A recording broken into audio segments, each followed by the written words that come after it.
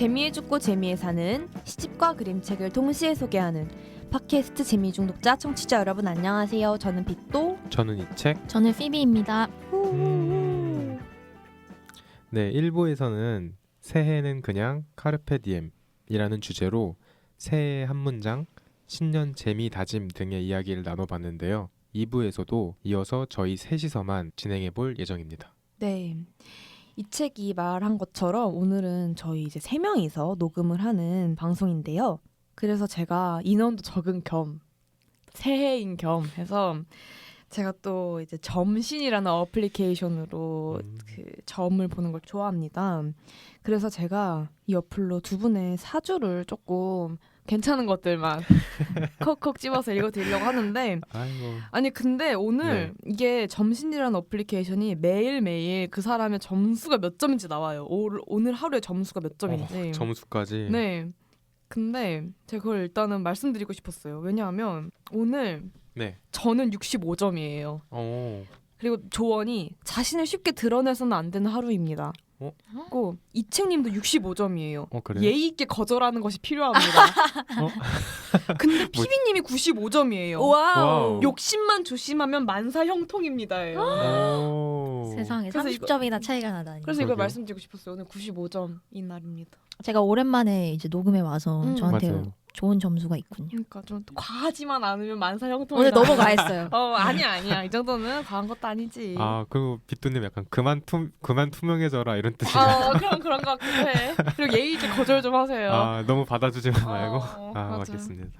그래서 제가 두 분의 사주를 한번 그 신년 사주 2023년 너무 재밌겠다. 진짜 신년 같네요. 너무 지금 신년 느낌이 떡국 확 나요. 먹는 느낌이에요. 그러니까요. 그래가지고 그 이채님이랑 피비님의 그 생년월일 받아가지고 맞아요. 제가 해봤는데 이채님 네. 올해는 이채님의 지위가 상승하게 됩니다. 이런 지위 상승은 직장에서 승진하거나 학업의 결과를 통해 내 위치가 상승하는 것을 의미하는데요. 그래서 올해는 직업운이나 학업운에서 두각을 드러내게 됩니다. 무언가 일을 진행할 때 좋은 성과가 따라오고 주변 사람들의 인정도 받을 수 있는 시기이기 때문에 일이나 학업에 대한 의욕도 올라가게 됩니다.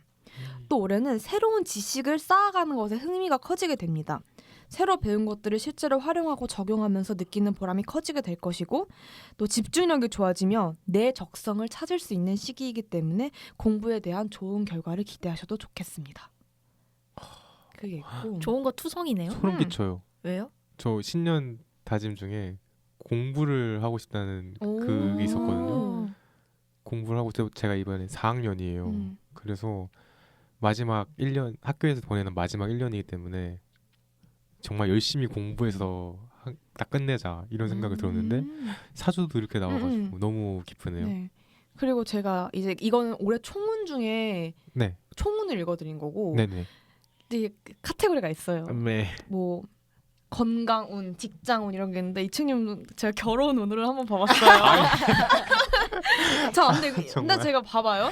결혼운 총운. 안정적인 생활을 꿈꾸게 되는 시기입니다.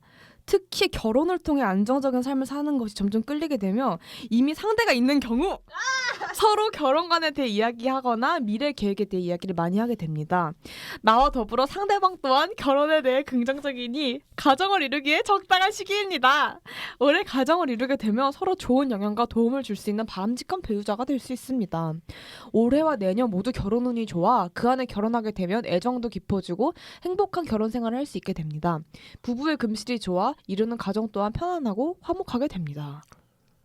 그렇게 되고 크게 이제 이 결혼운의 포인트는 크게 눈에 띌 만한 지원을 해주진 않지만 보이지 않는 곳에서 당신을 위해 노력하고 묵묵히 지지해주는 사람과 결혼하게 될 것입니다. 꼼꼼한 생활 습관을 지닌 여성에게 매력을 느끼고 있습니다. 그리고 본인이 애교가 아예 없는 편은 아니지만 평소 자연스럽게 애교를 부리는데 부담스럽다고 생각하기 쉽습니다. 응? 상대방이 의식하고 노력해서 애교를 보이는 편입니다. 본인의 마음을 군더더기 없이 진솔하게 전할 수 있도록 해보는 것이 좋습니다. 진심 어린 손편지나 영상편지, 작지만 의미 있는 선물이 상대방의 마음에 크게 남을 것입니다. 그리고 결혼운을 올리는 방법. 자신의 감정을 정확하게 표현할 때 결혼운이 상승합니다. 마음에 입지만 말로 하기 어려운 감정이 있다면 편지나 메신저 등의 수단으로 마음을 전달해 보세요. 직접적인 표현이 어렵다면 진심을 담은 영상을 전달하거나 하는 방법 등의 이벤트를 활용하는 것도 좋습니다. 나의 진심이 전달된다면 그녀 또한 감동을 받을 것입니다. 또한 유머 있는 모습이나 허당기 있는 행동을 비춰주는 것도 상대방에게 선한 인상을 남길 수 있습니다. 그러니까 점심 이거 약간 이벤트 마니아 같은데요? 그리고 그것도 있어. 맞아. 이건 이제 약간 애정운이에요. 애정운은 깔끔하고 격식 있는 느낌의 코디가 당신의 행운 지수를 올려줄 것입니다. 특히 수트로 다른 사람들에게 신뢰감을 주는 이미지를 얻어보세요. 개성을 살릴 수 있는 펌을 통해 자신의 본인의 매력을 강조하는 것이 좋습니다. 메이비 펌이나 에즈 펌으로 볼륨을 살리는 게 어울립니다. 머리 길이는 짧은 것보다 약간의 길이감이 있는 편이 좋습니다. 제가 이책님한테 이 책 그 파마 있어 이랬는데 이 책이 자연 곱슬이야 이랬는데 진짜 파마 거의 이책님 평소 머리가 베이비 펌이에요. 그러니까 약간 내추럴 베이비 펌. 어머니한테 감사하세요. 감사합니다. 오늘 애정운을 아버지한테도 올릴 아버지. 수 있는 그거를 네. 그리고 피비님 올해 다양한 재능을 꽃피울 수 있는 시기입니다. 그렇기 때문에 본인의 분야는 물론 그 외에 다양한 분야에도 도전하고 괜찮은 결과를 얻어낼 수 있는 시점입니다. 호기심이 왕성해지면서 다양한 지식을 쌓게 되어 이를 현실에 적용하는 센스도 좋아지게 되니 이게 제일 좋아. 본인이 노력한 것에 비해 더욱 좋은 성과를 얻게 되는 한입니다. 최고예요. 제가 늘 원하는 거. 내가 노력한 것보다 더 얻기. INTP의 최고. 최고다. 노력 최고급찬. 조금 하고 그쵸. 결과 좋기. 올해는 다양한 사람들과 관계를 이어가게 되지만 혼자만의 시간을 보내거나 개인적으로 활동하는 일이 많아지게 됩니다. 안 되는데. 본인이 모은 정보를 정확히 분석하고 과감하게 실행할 때 행운이 따르게 되어 더 좋은 결과를 이루게 됩니다. 소름 끼쳐요. 너무 PB인데요? 근데 이게 있어. 그만 혼자 있어야 돼요. 그런 게 있어. 관심 분야가 많아지면 다소 산만해질 수 있으니 우선순위를 정해 꼭 필요한 분야를 잘 가려낼 수 있다면 크게 성장할 수 있는 시기입니다. 오. 그리고 피비님, 올해 직업운이 상승하면서 재물운에도 좋은 영향을 끼치게 됩니다. 근데 직업적으로 다양한 변동 사항이 있을 예정입니다. 이런 변동으로 약간 혼란이 있을 수 있지만 본인에게 좋은 환경을 제공하게 되니 스스로 발전할 수 있는 기회를 얻게 됩니다. 성장세를 이어가게 되면서 주변의 인정을 받게 되며 본인의 업무적 책임과 함께 권한도 커지는 시기입니다. 또한 재물운도 좋은 시기가 되겠습니다. 직업적 안정을 찾으니 다른 분야의 도전도 매끄럽게 이어질 수 있습니다. 현재 하고 있는 일 외에도 평소 관심 있던 분야나 그 외에 새로운 분야에도 호기심이 가게 되어 그런 관심을 돈과 연결지어 좋은 이득을 취할 수 있게 되겠습니다. 다양한 곳에서 좋은 제안들이 이어지며 본인이 맡게 되는 것들에 최선을 다하게 되어 좋은 소식이 이어지게 될 것입니다. 세상에 너무나 많은 일들이 몰려올 것 같아서 걱정이네요. 벌써부터. 그리고 또 봤어요. 저 올해 목표가 피비님의 애정운이 높이는 게 제 거거든요. 또 피비님 애정운을 봤습니다. 별로 안 좋을 것 같은데? 올해는 이성을 대하는 데 있어서 변덕이 죽을 듯하는 기간입니다. 내가 먼저 관심을 보이며 다가가도 상대가 나에게 마음을 보이면 빠르게 식는 일도 일어나게 될 것입니다. 주변에 진지한 이성 관계보다도 친구로 지내는 이성이 늘어나게 되고 여러 명과의 인연이 생기게 되는데 친구 그만 사귀어야 돼요. 딱히 진지하게 만남을 갖고 싶은 상대는 나타나지 않습니다. 내 마음이 안정되지 못하니 연애가 순조롭게 진행되기 힘든 흐름입니다. 근데 중요한 거 남자를 사로잡을 수 있는 본인만의 매력이 물이 오르는 시기입니다. 올해는 즐기는 해군요. 오늘 약간 카사노바 같은 스타일이군요. 본인을 가꾸는 일에도 소홀하지 않고 말 한마디에 애교가 넘치며 재치 있는 행동을 보여주니 주변에서 피비님에게 관심과 호감을 보이는 일이 늘어납니다. 하지만 피비님은 아직 깊은 만남을 갖고 싶어하지 않아 혹여 진지한 관계를 가지게 되더라도 조금 힘들어질 수 있는 시기입니다. 그러니까 들어서 제가 또 포인트를 봤어요. 피비님은 약간은 무게감이 있으면서 신뢰를 중요하게 생각하는 사람이 좋습니다. 이 사람은 책임감이 좋으며 다정한 면에 있어서 안정적인 느낌을 줄 것입니다. 반면 이제 성격이 너무 강하고 돌려 말할 줄 모르는 사람과는 잘 맞지 않습니다. 피비님의 애정을 올리는 포인트. 전체적인 무드를 귀여운 분위기로 가져갈 때 행운 지수가 올라갑니다. 내가 보기 점심 약간 애교 많이에요. 애교 많이. 많이야. 킹받아요 이거 진짜. 특히 상의를 어깨 라인이나 가슴 라인이 드러나는 슬림한 상의를 입는 것이 좋습니다. 여러분 조금만 지금 모니터링 하고 있는데 너무 목소리가 소리 좀 컸거든요. 줄여주세요. 네. 그리고 너무 긴 헤어스타일보다는 허쉬컷이나 레이어드 단발을 통해 세련된 느낌을 살려주시는 것이 당신의 매력을 돋보이게 합니다.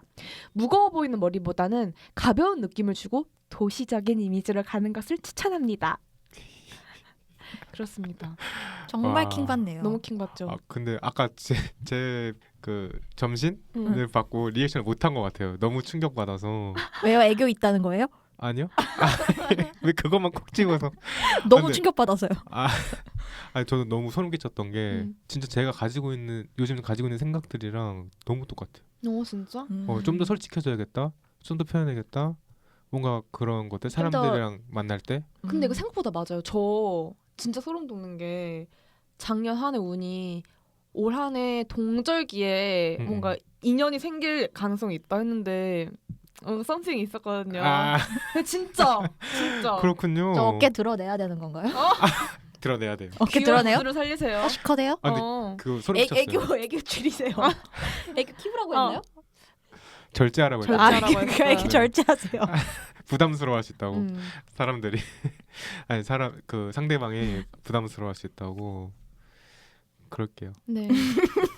그렇습니다. 아 근데 진짜로 피비님은 저도 딱 보면서 진짜 무릎을 딱 쳤던 게 제가 약간 귀여운 무드로 하시면은 훨씬 좋을 것 같아요. 너무 귀엽지 이미 내 이미 이미 사랑스러워. 아 저는 그러니까 애교를 절제하시고 저는 애교를 키우라. 오히려. 아. 아 애교가 있을 애교 필요 좀 없어요. 나눠줘요. 아, 애교가 있을 필요 없는데 애교가 있는 것처럼 아 보이면 제가 또 된다. 제일 못하는 건데. 도시적인 느낌을 도시적으로 느낌을 가되 반전 매력을 느끼는 거지. 귀엽네 생각보다 더 약간 이런 느낌. 어쨌든 그렇습니다. 어렵네요. 어렵네요. 그래서 저는 거의 빅도님이 쓰신 게 아닌가. 이 정도 아닙니다, 보면은. 아닙니다. 알고 보니까 점심은 아니고 본인이 쓴 거 메모장을 아니야? 보면서 얘기하고 있어. 빗도님 운세는 어땠어요? 네, 제 맞아요. 것도 저도 올해 총은 빚도 올해의 운세가 전반적으로 평탄한 흐름을 띠게 됩니다. 크게 힘든 일 없이 순조롭게 흘러가며 가끔은 뜻밖의 좋은 일도 있겠습니다.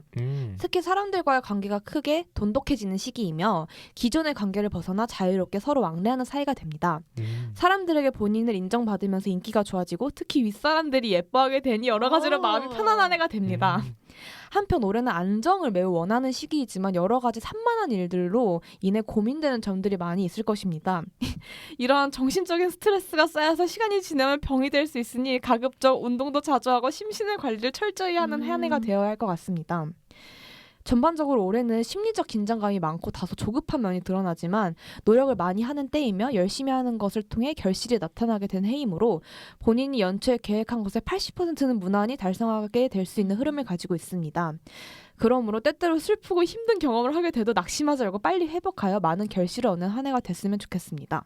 하고 저는 약간 그런 게 많네요. 올해는 사람들과 가까이 할수록 좋은 일이 많이 일어나고 또 이런 좋은 인맥을 만들어가다 보면 그들에게 도움을 받거나 좋은 정보를 얻게 되는 시기다. 또 이 시기에 친해진 사람들과 함께 공동의 목표를 세우거나 함께 일을 하게 되는 계기가 마련되기도 합니다. 이런 움직임이 당장 커다란 이득을 주진 않겠지만 더 먼 미래를 생각했을 때 분명 좋은 결과를 불러오게 될 것입니다. 어떤 모임에서 어떤 역할을 맡거나 주도적인 모습을 보이면 사람들과 관계가 좋게 될 수 있습니다. 하고 저의 그 이제 포인트 저도 한번 결혼운을 봐봤어요. 저는 기본적으로 네.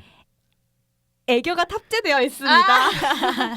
본인이 애교를 부리거나 귀여운 모습을 어필하는 것에 어색해하지 않으니 사랑스러운 모습으로 매력을 어필하면 됩니다. 또 전 이게 웃겼어요. 두 사람의 결혼을 진심으로 축복해주는 친구들과 함께한다면 프로포즈 성공률이 올라갑니다. 조용한 분위기보다는 파티 같은 분위기에서 프로포즈를 진짜 우리가 만들어주는 거 아니에요? 이런. 그리고 저의 애정운은 전 근데 웃겨요. 겉모습에 속아서는 안 됩니다. 내가 좋아하는 사람보다는 나를 좋아해주는 사람이 더 잘 맞습니다. 그 사람은 나를 먼저 배려해주며 내가 원하는 것을 최우선으로 할 것입니다. 귀여운 스타일의 캐주얼한 코디가 행운을 가져다 줄 것입니다. 컬러풀한 티셔츠나 청바지로 코디에 행운을 얻어보세요. 머리는 너무 짧지 않은 단발이나 중단발 정도가 적당하며 전체적으로 단정한 느낌을 줄 수 있는 볼륨 매직이나 C컬 펌이 어울립니다. 아니 뭐 미용사예요 점심?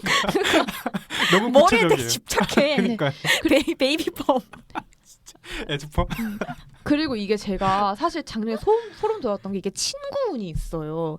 네. 이게 올 한 해 당신에게 행운을 주는 성씨의 사람이 누군지 말해주거든요. 근데 제가 작년에 김씨, 안씨, 이씨였어요. 저 근데 우리나라에서 김씨하고 이씨가 대부분인 거 알죠? 근데 올해 저한테 도움을 제일 많이 줬던 사람이에요. 김씨랑 이씨 그리고 안씨가 알려준 잡지 때문에 제가 취업도 하고 안씨도 있었어요? 이씨, 안씨, 김씨여서 꼭 3개를 추천해줘요. 오. 근데 여러분 거 제가 알아봤어요. 일단 저는 올해는 손씨, 정씨, 이씨예요. 난 빠졌어. 왜 성을 밝히시죠? 대신 손씨가 그래서 히트님이 생각나더라고요. 근데 아. 요즘 제가 히트님이랑 얘기를 하면 둘 다 직장을 다니니까 그쵸. 좀 말도 좀 통하고 저는 약간 히트님이랑 좀 친해진 느낌이 들었거든요. 그래서 히트님이 생각났고 자 이제 이책님은 정씨, 이씨, 박씨. 박씨 그래서 저는 또 빡세님이 박씨잖아요. 친하게 지냈어요. 왜냐면 또 자취 선배잖아요. 빡씨가. 그렇네요. 그렇네요. 자, 피비님. 양씨, 이씨, 안씨. 근데 술정님이 양씨잖아요. 오, 그렇네요. 네. 안씨가 또 있네. 이씨, 안씨 또 나도 빠졌어. 근데 괜찮아. 그래서 징징이님이랑 술정님이랑 친하게 이책님 지내야겠네요. 올해 이들이 마음이 혼란할 때 안정을 찾을 수 있도록 도와주고 금전적으로 도움을 준대. 술정이? 그리고 아프케님이? 그리고 그리고 피비님은 많은 물건이 진열된 백화점이나 대형마트, 쇼핑센터가 많은 곳이 당신에게 행운을 주니까 사람과 물건이 많은 곳에 방문해서 가는 게 좋고 이책님은 주변에 시야를 가로막는 건물이 없는 곳이 행운의 장소래요. 강가나 공원 등 탁 트인 곳에 가면 되고 저 같은 경우는 사람이 많은 장소에 갈수록 행운이 올라가니까 볼거리가 많은 번화가를 가래요. 네, 이상입니다, 여러분. 수고 많으셨습니다. 네. 너무 감사합니다. 네. 딱 제가 신년 새해 같은 느낌이네요. 그렇네요. 지금 떡국 먹은 느낌이에요. 가슴이 따뜻해져요. 네, 저의 올해 신년으로 한번 2부를 열어봤습니다. 감사합니다. 네.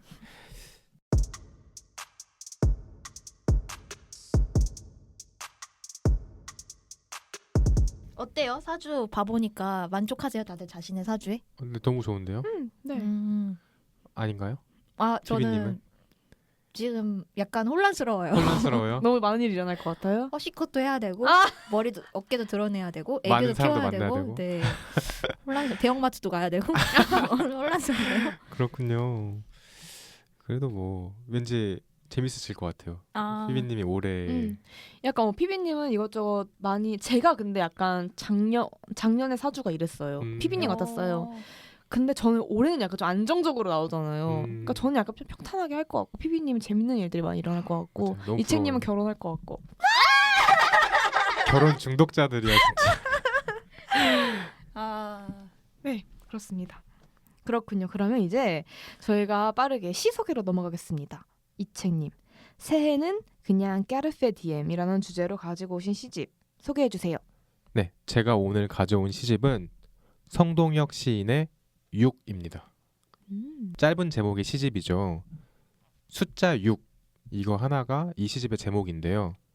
우선 작가 소개를 하고 시작하겠습니다. 성동혁 시인 2011년 세계문학에서 시를 발표하며 활동을 시작했다. 시집 6 아네모네를 출간했다. 산문집으로는 뉘앙스를 펴냈다. 네, 짧은 이력인데요. 제가 알기로 산문집과 여러 매체를 통해서 알려진 바로는 성동혁 시인님이 소아난치병을 앓고 계세요. 그래서 사실 거동도 불편하시고 어려서부터 수술도 여러 번 받으셨다고 해요. 그래서 제가 오늘 가져온 이 첫 시집 6의 제목도 5번의 큰 수술 이후에 얻게 된 시인의 6번째 삶이라는 의미에서 이 지어진 제목이라고 합니다. 그래서 오늘 가져온 시집은 성동혁 시인의 6입니다. 그런데 제가 개인적으로 성동혁 시인님의 시를 너무 좋아하고 이 시인님 자체를 너무 좋아해요.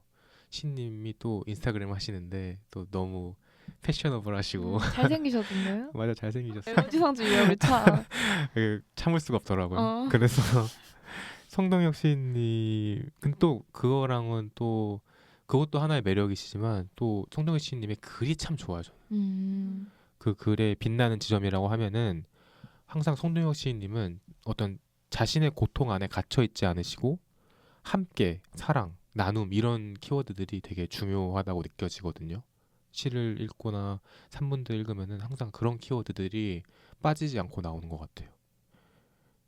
그래서 송동혁 시인님은 또 몸이 괜찮으실 때는 자신과 같은 소아 난치병 아이들을 위한 프로그램 같은 걸 기획하시기도 하시고요. 또 산문집에 자주 나오는 친구들을 묘사하는 걸 보면은 어렸을 때부터 친구들이 학창 시절에 오르막이 있으면은 오르지 못하는 시인님을 위해서 업어주기도 하고 시인이 사는 집에 와서 집안일도 해주시고 정말 든든하게 잘 챙겨주셨다고 해요. 그래서 시인님도 이런 함께 걸어가는 삶에 대한 믿음이 강해지신 건 아닌가 싶더라고요. 그래서 제가 오늘 가져온 송동혁 시인의 시집 6에서 읽을 시는 나 너희 옆집 살아 라는 시입니다. 그럼 한번 읽어볼게요. 네. 나 너희 옆집 살아. 성동혁. 난 너희 옆집 살아. 소년이 되어서도 이사를 가지 않는 난 너의 옆집 살아.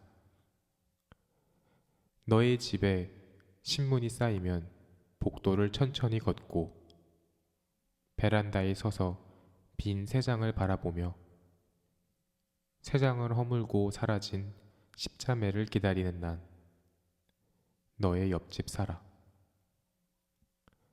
우린 종종 같은 버튼에 손가락을 올려놓고 같은 소독을 하고 같은 고지서를 받고 같은 택배를 찾으며 안개가 가로등을 끄며 사라지는 아침 식탁에 앉아 처음으로 전등을 켜는 나는 너의 옆집 살아. 이사를 오며 잃어버린 스웨터를 찾는 너의 냉장고 문을 열어두고 물을 마시는 너의 옆집 살아. 내가 옆집에 사는지 모르는 너의 불가사리처럼 움직이는 별이 필요한 너의 옆집 살아. 옆집엔 노래하는 영웅이 있고 자전거를 복도에 세워두는 소년이 있고 국경일엔 태극기를 올리는 착한 어린이가 있어. 십자매가 날개를 접고 돌아와 다시 알을 품을 수 있도록 알에 묻은 깃털을 떼어내지 않는 비가 오는 날에도 창문을 열어두는 나는 너의 옆집에 살아. 복도의 끝에서 더 긴 복도를 만들며 가끔 난간 위에서 흔들리는 코알라처럼 난 너희 옆집 살아. 바다의 지붕을 나무에 새기며 커튼을 걷으면 밀려오는 나쁜 나뭇잎을 먹어치우며 같은 난간에 매달려 예민한 기류에도 함께 흔들리는 난 너희 옆집 살아.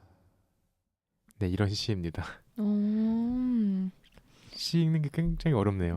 오랜만에 되게 반복법이 많이 사용된 시네요. 맞아요. 그렇다 좀 미세한 차이들이 있어서 좀 낭독이 어렵긴 했는데 어떻게 들으셨나요? 네, 피비님. 저는 이거 보면서 옛날 추억에 또 흠뻑 빠져버렸답니다. 어떤 추억이죠? 그 복도형 집 있잖아요. 맞아. 긴 복도에 집 여러 개 이렇게 있는 맞아요. 그런 아파트에 제가 어렸을 때 산 적이 있거든요. 근데 저는 그때 추억이 마구마구 떠올라서 좋았어요. 그때 저희 부모님께서 맞벌이를 하셔가지고 네. 그 옆집 뭐 윗집 이렇게 그 아파트에 사는 또래의 언니 오빠들 혹은 친구들과 같이 시간을 보내기도 하고 다른 이제 그 친구들의 어머니 아버지께서 뭐 밥도 챙겨주시고 이러면서 되게 왕국 그 하나의 아파트가 왕국인 것처럼 그쵸. 서로 막 이웃끼리 잘 지내고 그랬거든요. 네네. 그래서 이 그때 추억을 떠올리게 해서 너무 좋았어요. 되게 몽글몽글해졌어요. 그리고 제가 그 복도형 아파트 하면 생각나는 게 그 가운데 엘리베이터가 있고 양옆으로 쫙 복도가 이렇게 그쵸. 있잖아요. 그러면 짝짝짝짝 다 있는데 네. 저희가 맨 끝집에 살았어요. 근데 어느 날 엄청 오빠랑 심하게 싸워가지고 네. 쫓겨났어요. 밖에. 네네. 밤에. 네네. 그래서 그때 밖에 그러니까 막 내복 차림으로 오빠랑 이렇게 쫓겨나 있었는데 네네. 그 엘리베이터가 오면 불이 탁 켜지잖아요. 맞아요. 그래서 사람들이 오나 안 오나 계속 오빠랑 걱정을 하고 나름 재밌었어요. 막 되게 사람 내린다 막 이러면 막 숨고 그런 추억이 떠올라서 되게 뭐지? 몽글몽글해지네요. 귀여워. 그러니까요. 또 맞아요. 이 시를 읽으면은 그 유난히 복도식 아파트가 더 떠올랐어. 다들 살아보신 적 있으세요? 네, 저도 살았죠. 기억납니다. 참 좋은데 그런 아파트. 맞아. 저는 살아본 적은 없는데 할머니 할아버지가 이런 데 사셨어요. 자주 갔었죠. 비토님은요? 전 되게 나를 되게 어필하는 시 같다는 생각 들었어요. 나를 어필하는? 여기서 뭐 이러이러한 나는 너의 옆집 살아라는 게 계속 반복됐잖아요. 맞아요. 이러이러한 너의 옆집에 내가 살아가 아니라 그런 건 한 번밖에 안 나오더라고요. 그 뭐 이사를 오면 잃어버린 스웨터를 찾는 너의 옆집 살아 이런 그 몇 개만 빼고는 거의 다 나는 이러한 사람이고 이러한 사람인 내가 너의 옆집 살아 하면서 약간 조금 스스로에 대한 일상을 좀 관찰하고 그걸 약간 좀 어필하는 느낌? 그래서 되게 사랑스러운 느낌이 들었어요. 이런 사람이 내 옆집에 있으면 진짜 재밌겠다, 좋겠다라는 생각이 드는 시였습니다. 그렇군요. 네. 맞아요. 아까 또 비토님 말씀하신 것처럼 이 시에는 계속 반복되는 구절 있잖아요. 난 너의 옆집 살아. 근데 또 마지막에는 너희 옆집 살아 이렇게 끝나죠. 그래서 이 시에 이걸 마지막 문장을 보니까 저는 이 시에 언급되는 너가 한 명이 아니라 여러 명일 수 있겠다 이런 생각이 들었고, 그래서 이 수많은 너가 뭔가 화자의 친구들이 아닐까 그런 생각도 했던 것 같아요. 그런데 다 다른 사람일 수도 있겠다. 맞아요. 또 복도식 아파트니까 얼마나 많은 옆집들이 있겠어. 너무 재밌겠다. 그쵸. 그래서 제가 오늘 성동혁 시인님의 또 뉘앙스라는 책을 갖고 왔어요. 이걸 제가 요즘에 되게 재밌게 읽고 있는 책인데, 그래서 이 안에 오늘 제가 읽은 난 너의 옆집 살아 라는 시가 소개되어 있는 산문이 있더라고요. 그래서 이거를 한번 낭독해 보겠습니다. 네. 혹시 그 뉘앙스라는 산문집에 이 먼저 나왔나요? 아니면 시집이 먼저 나왔나요? 이 시집이 훨씬 이전에 나왔어요. 2014년에 나왔고, 이 수호서재라는 출판사에서 나온 뉘앙스라는 성동혁 시인의 산문집은 2021년도에 나왔습니다. 그렇군요. 네, 그럼 낭독 부탁드릴게요. 함께 오를 수 있는 만큼. 성동혁. 누구에게나 친구는 특별한 존재겠지만 내게 친구는 가족이며 또 다른 분신이다. 선천성 난치병을 지니고 살아온 탓에 많은 제약 속에서 유년 시절을 보냈다. 그러나 행운이었던 것은 과분할 정도로 의젓한 친구들이 곁에 있었다는 것이다. 그들은 가방을 대신 들어주고 숨이 찬 내게 등을 내어주었다. 덕분에 계단과 오르막을 올랐고 내 육체로는 갈 수 없는 곳을 오르기도 했다. 2016년 의료인이 된 친구, 소방관이 된 친구를 포함한 7명의 친구들은 만약의 사태를 대비해 수액과 응급처치를 할 의료용품, 산소통 등을 챙겨 알루미늄 지게에 나를 태우고 산에 올랐다. 오래전 친구에게 한 번도 산에 올라가 보지 못했다는 말을 했다. 그래서 사람들이 산 정상에서 찍은 사진을 보면 마음이 이상하게 슬퍼진다는 이야기를 했다. 친구는 그 말을 잊지 않고 오래 간직했다. 시간이 지나 그 친구는 의료인이 되었고 어느 날 조심스럽게 산에 오르자는 이야기를 꺼냈다. 처음 친구에게 산에 대한 이야기를 꺼낸 날, 친구는 곧바로 나를 업고 산에 오르고 싶었다고 했다. 하지만 혹시 산에 오르다 사고가 나든가 내가 아플까 걱정이 돼 쉽게 그러할 수 없었다고 했다. 근데 이제 자신이 의료인이 되었으니 담당 의사에게 허락을 받고 준비할 의료용품을 챙겨 산에 오르자 했다. 만약의 일에 충분히 대비하여 함께 오르자 했다. 담당 의사에게 허락을 받고 필요한 장비들을 준비했다. 친구들은 팀을 꾸려 나를 앉힐 알루미늄 지게를 손보고 점검차 산을 미리 오르며 등산로를 체크했다. 친구들은 한두 달 나를 위한 계획을 짰다. 꼼꼼하게 준비를 하여 2016년 10월 태어나 처음으로 산을 올랐다. 정확히는 친구들에게 엎여 산을 느꼈다. 친구들이 발을 디딜 때마다 그들의 등을 통해 산을 느꼈다. 산소통을 드는 친구, 미리 앞으로 가며 길을 점검하는 친구, 번갈아 가며 지게로 나를 엎는 친구들, 뒤에서 받쳐주는 친구, 그 표정을 담아주던 사진가 친구. 사람들에겐 그저 서울의 완만한 산이었겠지만 내겐 그 어떤 산보다 아름답고 높은 산이었다.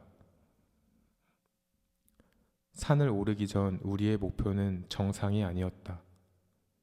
우린 함께 우리가 오를 수 있는 만큼만 오르자 했다. 그것이 우리가 생각한 정상이었다. 생각해보면 친구들과의 시간이 그러했다. 함께 할 수 있는 만큼. 많은 불가능 속에서 살고 있다. 하지만 행운처럼 친구들을 만나 많은 풍경을 보았다. 그런 친구들을 생각하며 쓴 시가 나 너희 옆집 살아다. 함께 응급실에 가고 보조 침대에 누워 나를 지켜주던 친구들을 나의 몸은 기억한다. 그 힘으로 여태껏 살아있다. 시간이 흘러 친구들은 직업을 갖고 사랑하는 사람과 함께 가정을 꾸리기도 했다. 각자의 호칭에 걸맞은 삶을 사느라 예전만큼 자주 만나지는 못해도 내게 그들의 위치는 언제나 옆집이다. 나의 삶이 온전히 나의 것이 아님을 누누이 이야기한다. 친구들은 늘 헌신적으로 나를 대했다. 나보다 나를 더 위하는 친구들. 그들에게 이제는 먼저 이야기해야 하지 않을까?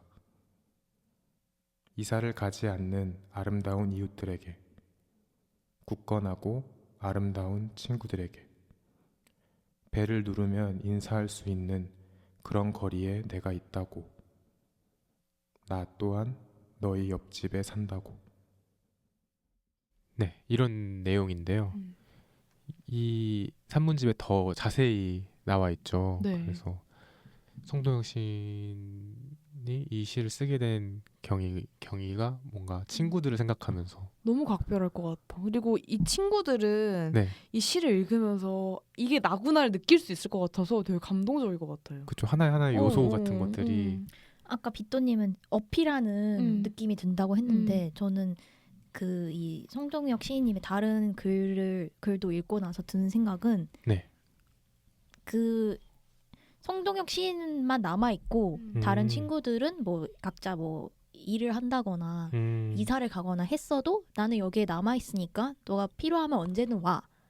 약간 이런 느낌이 들어서 되게 마음이 촉촉해지는 것 같아요. 그쵸. 친구들도 송동혁 시인님께 너무나 큰 존재고 너무나 행운이고 그 산을 같이 오른다는 그걸 이렇게 지고 다 같이 산에 올라가는 행복을 느끼기 위해서 다 같이 준비하고 행동하는 게 진짜 너무 멋있잖아요. 그래서 서로가 서로에게 정말 큰 축복이 되어주는 그런 것 같아요. 맞아요. 그것도 송도현 씨도 이렇게 그 감사함을 이렇게 너무 진심 어리게 네. 써준 게 너무 저도 감동적이더라고요. 맞아요. 감사함을 잘 표현해야 돼요. 맞아. 그래서 제가 이 새해의 시작에 저는 이 성동혁 시인의 시를 재미중독자에서 함께 읽고 싶었어요. 성동혁 시인의 시야말로 카르페 디엠, 현재를 즐겨라, 현실에 집중해라 라는 메시지를 잘 품고 있는 시들인 것 같거든요. 왜냐하면 이런 현실을 잡고 현재 집중하는 방법은 주변을 살피고 주변의 사랑에 감사하고 나도 그것을 나누는 실천에서 시작하는 것 같아요. 그 기쁨과 감사함을 진심으로 느끼고 소중히 하는 게 삶을 행복하게 사는 방법이다라고 성동혁 시인이 말하는 것 같아서 새해의 첫 시로 성동혁 시인님의 시를 가져오게 됐습니다. 이책님의 시 소개 잘 들었습니다. 감사합니다.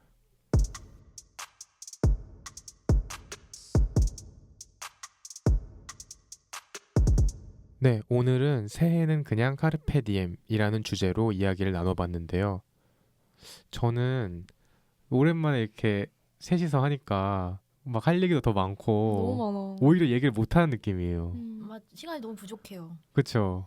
정신없이 하다 오히려 보니까. 대본은 진짜 간결한데 저희가 네. 그냥 뭐 늘상 하는 거 형식만 네네네. 갖춰져 있고 나머지는 다 지금 약간 래퍼처럼 프리스타일로 하는 거죠. 맞아, 완전 맞아요, 프리스타일이야. 맞아요. 완전 내가 근데 보기에는. 너무 재밌고 시간이 진짜 너무 부족해요. 맞아요. 너무 부족했어요. 근데 또 이런 시간 계속 만들고 싶네요. 종종 이렇게 만들면 너무 좋을 것 같아요. 네, 비토님은요? 저도 진짜 오늘 편하게 왔어요. 그쵸. 좋네요. 주말 같네요. 아, 주말 같다. 저는 새해 맞이하는 느낌이 물씬 나네요. 그래요? 물씬 나요? 사주 본 것도 그렇고 아, 맞아요. 신년에 뭐 할지 다짐하거나 재밌는 거 찾는 것도 그렇고 그림책과 시 모두 다 되게 신년에 잘 맞는 걸 갖고 오셨고 그 덕분에 되게 신년에 잘 살아갈 수 있을 것 같은 느낌이 들어요. 맞아, 피비님도 오랜만에 봐서 맞아, 너무 좋았어요. 너무 반가웠어. 보자마자 울 뻔했잖아. 같이 있어야 돼 역시. 그러니까 진짜로. 너무 오랜만에 봐서 제가 빗도님 볼을 잡았잖아요. 현실이지. 그러니까요. 감동이야. 너무 든든하고 즐거웠습니다. 네.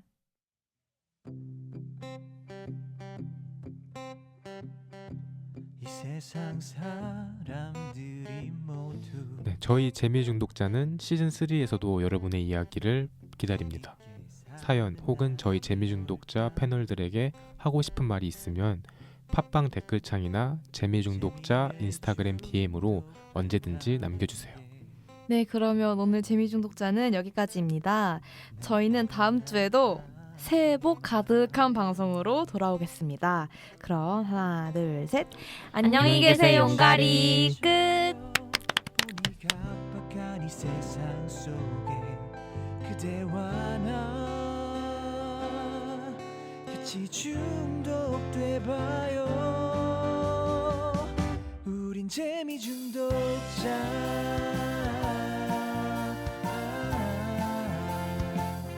우린 재미 중독자.